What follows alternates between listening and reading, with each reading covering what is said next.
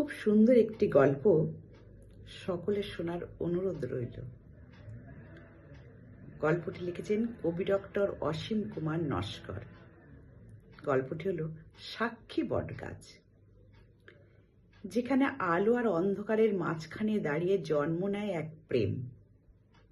শহরে এক কোণে পুরনো বটগাছের ছায়ায় বসে থাকত চিন্ময়। তার চোখে ছিল এক অদ্ভুত শূন্যতা, যেন অনেক কিছু বলার আছে, অথচ শোনার মতো কেউ নেই। প্রতিদিন বিকেলে সে ডায়েরি খুলে লিখত। যাকে এখনো পায়নি তার জন্য হৃদয় প্রতিদিন অপেক্ষা করছে। সেই একই পথে হেঁটে যেত মেঘলা।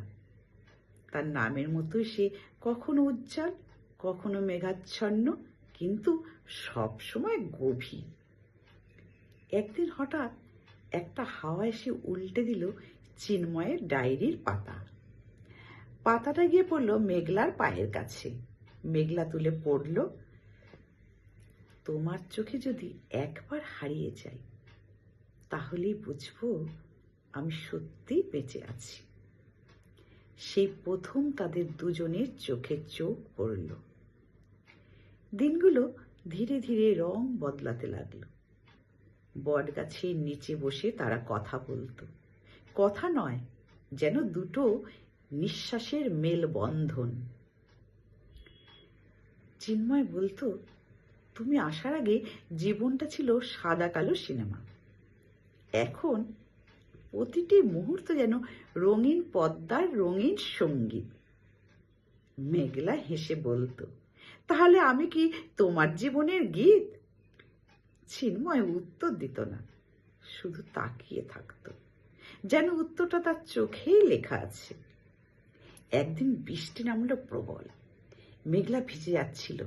চিন্ময় তার হাত ধরে বলল, এসো, আজ বৃষ্টিকে আমাদের সাক্ষী করি। তারা দুজন বৃষ্টির ভেতর দাঁড়িয়ে হাসছিল, কাঁদছিল, আর বুঝতে পারছিল এই মুহূর্তটাই তাদের চিরকালে। কিন্তু সব গল্পেই যেমন একটুখানি ঝড় থাকে, তাদের গল্পেও এলো বিদায়ের দিন। মেঘলার পরিবার হঠাৎ শহর ছেড়ে চলে যাবে, দূরে, অনেক দূরে। শেষবার দেখা করতে এসে মেঘলা শুধু বলল, আমাকে ভুলে যেও না। চিন্ময় শান্ত গলায় বলল, ভুলতে হলে আগে তো মনে রাখতে হয়। হ্যাঁ, তুমি তো আমার শ্বাসের মতো, যাকে ভুলতে চাইলেও বাঁচাই বন্ধ হয়ে যাবে। তারা বিদায় নিল, কিন্তু বিদায়টা ছিল না শেষ, তা ছিল এক অনন্ত অপেক্ষার শুরু। বছর কেটে গেল। চিন্ময় এখনো সেই বট গাছের নিচে আসে, ডায়েরি খুলে লেখে, আজও তুমি আছো আমার প্রতিটি শব্দে, প্রতিটা নীরবতায়। একদিন ঠিক সেই পুরনো বিকেলে একটা পরিচিত কণ্ঠ শোনা গেল, এখনো লিখছো? চিন্ময় মাথা তুলে দেখল মেঘলা দাঁড়িয়ে, চোখে জল, মুখে হাসি।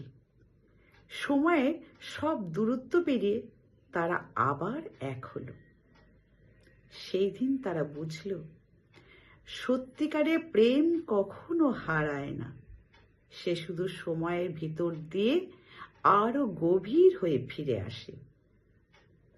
আর বটগাছটা আজও দাঁড়িয়ে আছে, নীরব সাক্ষী হয়ে এক মধুর অনন্ত প্রেমের গল্পে। নীরব সাক্ষী হয়ে এক মধুর অনন্ত প্রেমের গল্পে। নমস্কার।